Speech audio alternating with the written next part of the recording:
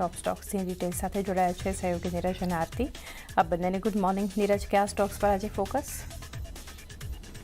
જે શરૂઆત આજે ટાટા મોટર્સથી કરવી છે, કારણ કે જો અહીંયા પરિણામો આવતા દેખાયા છે અને પરિણામો ઘણા નબળા છે। હવે આની અંદર એક ડીમર્જરની ઇફેક્ટો આપણને જોવા મળી છે, પરંતુ ખાસ કરીને જે JLRનો સાયબર અટેક થયો હતો એની પણ એક અસર આપણને ખાસ આવતી જોવા મળી છે ને એને લઈને મોટેભાગે આપણને ટાટા મોટર્સના જે કન્સોલિડેટેડ નંબર છે ત્યાં આગળ એક મોટી અસર આવતી જોવા મળી છે। જુઓ, આવક અહીંયાથી 14% જેટલી ઘટી છે।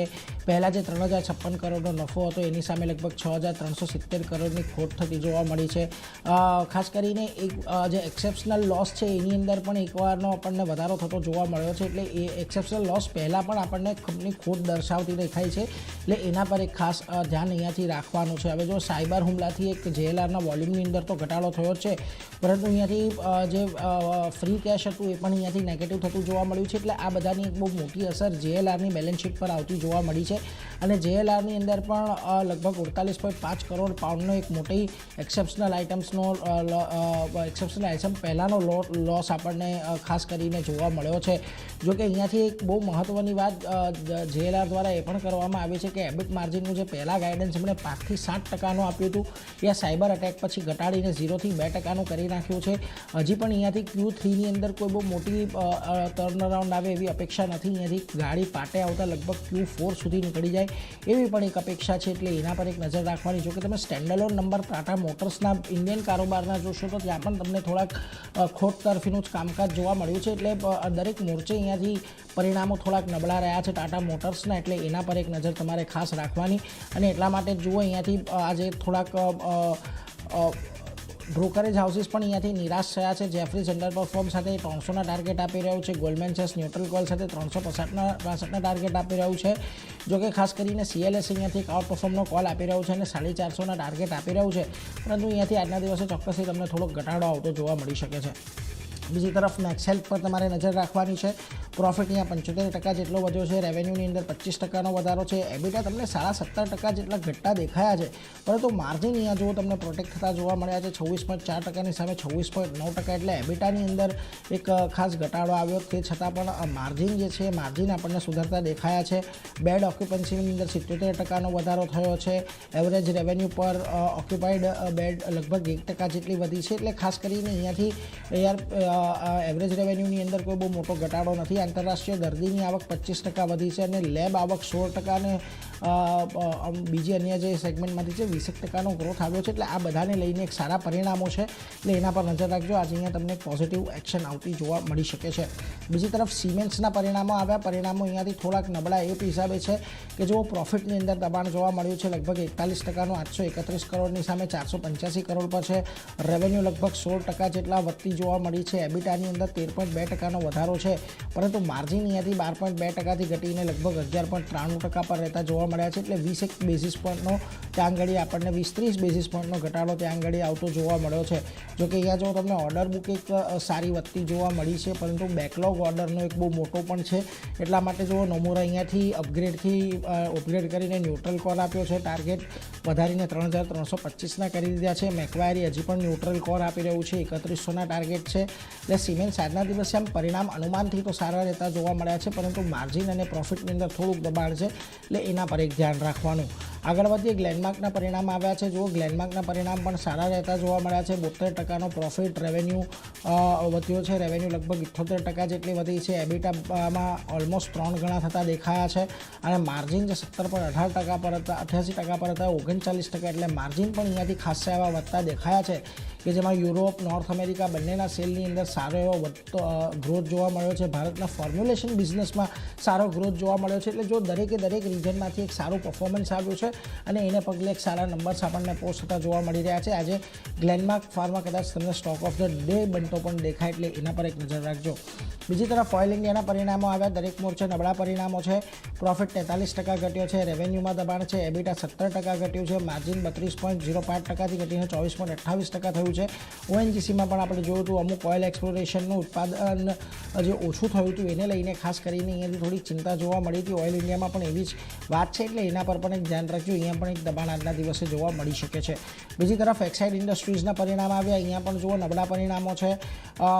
નેટ પ્રોફિટ અહીંયાથી 26% જેટલો ઘટ્યો છે. આવકની અંદર 2%નો ઘટાડો છે. એબિટા લગભગ 17.7% ઘટ્યા છે અને માર્જિન 11.32%થી ઘટીને 9.45% પર રહેતા જોવા મળ્યા છે. એટલે ખાસ કરીને દરેક મોરચે નબળા પરિણામો છે. અહીંયાથી FY26ના અંત સુધીમાં લિથિયમ આયન સેલ ઉત્પાદનની અપેક્ષા બજાર રાખી રહ્યું છે. H1 FY26 માટે એબિટા માર્જિન લગભગ 10.9% પર રહેતા જોવા મળ્યા છે. જો ખાસ કરીને લિક્વિડિટી સારી છે, દેવા મુક્ત કંપની બની છે, પરંતુ પરિણામો થોડાક નબળા છે એટલે એના પર એક નજર રાખજો. આજે તમને અહીંયા પણ એક નેગેટિવ એક્શન આવતી જોવા મળી શકે છે. બીજી તરફ આઇનોક્સ વિન્ડ પર નજર રાખજો. અહીંયા જો પરિણામ તમને સારા રહેતા જોવા મળ્યા છે. 26 કરોડની સામે 92 કરોડનો નફો.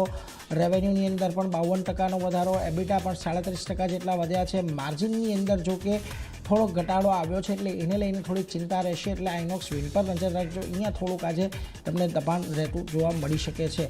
પરંતુ આ સાથે જ તમારે આજે કોટક મહિન્દ્રા બેંક પર પણ નજર રાખવાની છે. 21 નવેમ્બરે બોર્ડ બેઠક છે અને બોર્ડ બેઠક પર શું ચર્ચા થવાની છે તો શેર સ્પ્લિટ પર ખાસ કરીને તેઓ ચર્ચા અહીંયાથી કરી શકે છે. એટલે એના પર એક નજર રાખવા રહીશું કે આજે ત્યાંથી શું આવે છે. પરંતુ આ શેર સ્પ્લિટને લઈને થોડી ઘણી એક્શન તો આજે તમને કોટક મહિન્દ્રા બેંકમાં દેખાશે. એટલે ઓવરઓલ ટાટા મોટર્સ છે, મેક્સહેલ છે, ગ્લેનમાર્ક છે, આ બધે એક પોઝિટિવ અસર આવવાની આજે અપેક્ષા છે. જ્યારે ઓઇલ ઇન્ડિયા, આઇનોક્સ એ બધા પર થોડુંક દબાણ આવી શકે છે. એટલે એના પર એક નજર રાખજો. પરંતુ આરતી, આ સિવાય તમારા લિસ્ટમાં કયા સ્ટોક કે જ્યાં આગળ આજે એક્શન છે? જેને પણ ઘણા બધા કાઉન્ટર છે જ્યાં ફોકસ રહેવાનું છે અને સમાચારનું રિએક્શન જ્યાં જોવા મળી શકે છે. MGLનું કાઉન્ટર છે. સૌથી પહેલાં જો અહીંયા વાત કરી લઈએ તો ગેસ પાઇપલાઇન ડેમેજ થઈ છે એવા સમાચાર મળતા દેખાઈ રહ્યા છે. મુંબઈમાં આ ગેસ પાઇપલાઇન ડેમેજ થયું છે અને એને કારણે ખાસ કરીને CNG સપ્લાય પર અસર થતી દેખાઈ રહી છે. મુંબઈમાં વડાલા સિટી ગેસ સ્ટેશન પર ગેસ સપ્લાય પર અસર ખાસ કરીને થતી દેખાઈ રહી છે અને આ અસર થવાથી ઓટો ટેક્સી પર પણ આપણને અસર થતી દેખાઈ રહી છે. અને કંપની તરફથી જે નિવેદન આવતું દેખાઈ રહ્યું છે તેઓ કહી રહ્યા છે કે ગેસ પાઇપલાઇન ડેમેજ થવાથી ગેસ સપ્લાયમાં ખાસ કરીને બાધા અત્યારે આવતી દેખાઈ રહી છે અને જે ગેલની મુખ્ય ગેસ પાઇપલાઇન છે એમાં આ ડેમેજ થયું છે. એને કારણે ઘણી મોટી અસર જે છે તે આપણને જોવા મળતી દેખાઈ રહી છે.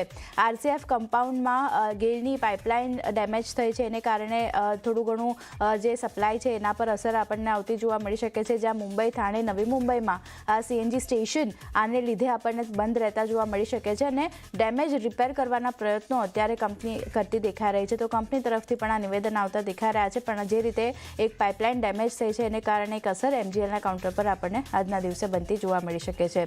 બીજો એક કાઉન્ટર IGLનું છે. અહીંયા CNGના ભાવ વધારાના સમાચાર આવતા દેખાઈ રહ્યા છે. જ્યાં નોઈડા અને ગાઝિયાબાદ સાથે કાનપુરમાં CNGના પ્રાઇસ વધારવામાં આવ્યા છે કંપની તરફથી અને આ પ્રાઇસ જે છે લગભગ ₹1 પ્રતિ કેજી અહીંયા વધારો કરવામાં આવ્યો છે ભાવમાં અને 16 નવેમ્બરથી આ નવા ભાવ જે છે તે અહીંયા અમલમાં આપણને આવતા જોવા મળશે. તો એક ભાવ વધારો CNGમાં કરવામાં આવ્યો છે એને કારણે IGLનું કાઉન્ટર પણ એક ફોકસમાં રાખવાનું રહેશે. નેક્સ્ટ કાઉન્ટર લ્યુપિનનું છે. પોઝિટિવ સમાચાર છે. ક્લીન ચીટ મળી છે કંપનીને. US FDA દ્વારા નાગપુર યુનિટ 1ને ક્લીન ચીટ મળી છે અને 10થી 14 નવેમ્બર વચ્ચે આ યુનિટની તપાસ કરવામાં આવી હતી જેમાં ક્લીન ચીટ મળી છે. તો એક પોઝિટિવ સમાચાર છે લ્યુપિન માટે. અહીંયા એક તેજી આગળ વધતી જોવા મળી શકે છે. Next Alembic pharma. અહીંયાની જો વાત કરી લઈએ તો અહીંયા પણ પોઝિટિવ સમાચાર આવતા દેખાયા છે. નવી દવા માટે મંજૂરી મળતી દેખાય છે US FDA પાસેથી અને હાઈ બ્લડ પ્રેશર એન્જિનના સારવાર માટે આ દવાનો ઉપયોગ જે છે તે અહીંયાથી કરવામાં આવશે. તો એક નવી દવાને મંજૂરી મળી છે એને કારણે એલેમ્બિક ફાર્મા પર પણ એક ધ્યાન રાખવાનું રહેશે. નેક્સ્ટ ફાર્મા સેક્ટર ઓર્બિંદો ફાર્મા છે. અવલોકનો મળવાના નેગેટિવ સમાચાર અહીંયા આવતા દેખાઈ રહ્યા છે. જ્યાં રાજસ્થાનના ભિલવાડી યુનિટ 2ને US FDA પાસેથી 9 અવલોકનો મળ્યા છે. એટલે ઘણા નેગેટિવ સમાચાર છે. 3થી 14 નવેમ્બર વચ્ચે આ પ્લાન્ટની તપાસ કરવામાં આવી હતી જેમાં 9 અવલોકનો મળ્યા છે. તો એક નેગેટિવિટી ખાસ કરીને અહીંયા આપણને બનતી દેખાઈ શકે છે ઓર્બિંદો ફાર્મા માટે. બીજા એક સમાચાર ઓર્બિંદો ફાર્મા માટે વોલેન્ટરી એક્શન ઇન્ડિકેટેડ અહીંયા મળતું દેખાયું છે. VAI મળ્યું છે. એપિટોરિયા ફાર્માના તેલંગાના જે સંગારેડ્ડી API યુનિટ છે એને અહીંયાથી VAI મળ્યું છે અને ઓર્બિંદો ફાર્માની સબસિડરી કંપની છે આ એપિટોરિયા ફાર્મા જેને આ VAI મળ્યું છે એને કારણે એક ફોકસ ઓર્બિંદો ફાર્મા પર રાખવાનું રહેશે. બે તરફના સમાચાર છે. પોઝિટિવ સમાચાર પણ છે. VAI મળ્યું છે. નેગેટિવ સમાચાર 9 અવલોકનો અહીંયાથી મળતા દેખાઈ રહ્યા છે એને કારણે ફોકસ ઓર્બિંદો ફાર્મા આજે રાખવાનું રહેશે.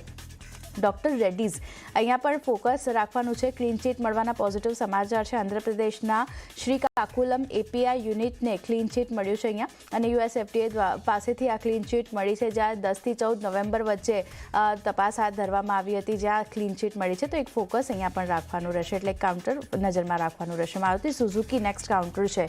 અહીંયા થોડાક નેગેટિવ સમાચાર બનતા દેખાયા છે, કારણ કે 39,506 Grand Vitara vehicle recall company અહીંયાથી કરતી જોવા મળશે. 9 ડિસેમ્બર 2024થી લઈને 29 એપ્રિલ 2025 સુધી જે ગાડી મેન્યુફેક્ચર્ડ થઈ છે ગ્રેન્ડ વિટારા, એને અહીંયાથી કંપની રિકોલ કરતી જોવા મળશે. અને સ્પીડોમીટરમાં ફ્યુલ લેવલ ઇન્ડિકેટરની સમસ્યા જે રીતે આવતી દેખાઈ રહી છે, એને કારણે કંપની તરફથી આ ગાડીઓ રિકોલ કરવાનો નિર્ણય લેવામાં આવ્યો છે. તો મારુતિ સુઝુકી પર એક થોડી ઘણી અસર નેગેટિવ સાઇડની આપણને જોવા મળી શકે છે આ સમાચારના લીધે. અહીંયા એક ધ્યાન રાખવાનું રહેશે. નેક્સ્ટ કાઉન્ટર બીઈએમએલનું છે. એમઓયુ કરવાના સમાચાર આવતા દેખાઈ રહ્યા છે, જ્યાં ખાસ કરીને Andhra Pradesh maritime board, Delhi metro rail corporation અને ઉમેન્ડસ ટેકનોલોજીસ પ્રાઇવેટ લિમિટેડ આ 3 કંપનીઓ સાથે એમઓયુ કર્યા છે, અને real time automatic cargo evacuation system માટે એમઓયુ અહીંયાથી કરવામાં આવ્યા છે. તો ખાસ ધ્યાન બીઈએમએલ પર પણ રાખવાનું રહેશે. પોઝિટિવિટી આગળ અહીંયા વધતી દેખાઈ શકે છે. નેક્સ્ટ કાઉન્ટર જીઆરએસસીનું છે. પોઝિટિવ સમાચાર અહીંયા પણ છે. આંધ્રપ્રદેશ સાથે ગ્રીનફિલ્ડ શિપયાર્ડ માટે એમઓયુ કરવાના સમાચાર આવતા દેખાઈ રહ્યા છે, એને કારણે ફોકસ અહીંયા પણ રાખવાનું રહેશે. અને છેલ્લે હિન્દુસ્તાન ઝિંકની જો વાત કરી લઈએ તો અહીંયા બીડર તરીકે જાહેર થઈ છે, જ્યાં બાલેપલયમમાં ટંગસ્ટન અને એસોસિએટેડ મિનરલ્સ બ્લોક માટે કંપની જે છે તે અહીંયાથી બીડર જાહેર થઈ છે, એને કારણે ફોકસ હિન્દુસ્તાન ઝિંક પર પણ રાખવાનું રહેશે. તો ચાંદની ઘણા બધા કાઉન્ટર છે જે નીરજે જણાવ્યા, મેં જણાવ્યા, બધા આજે ફોકસમાં રહેશે. જી, આ બધા સ્ટોક્સ પર ખાસ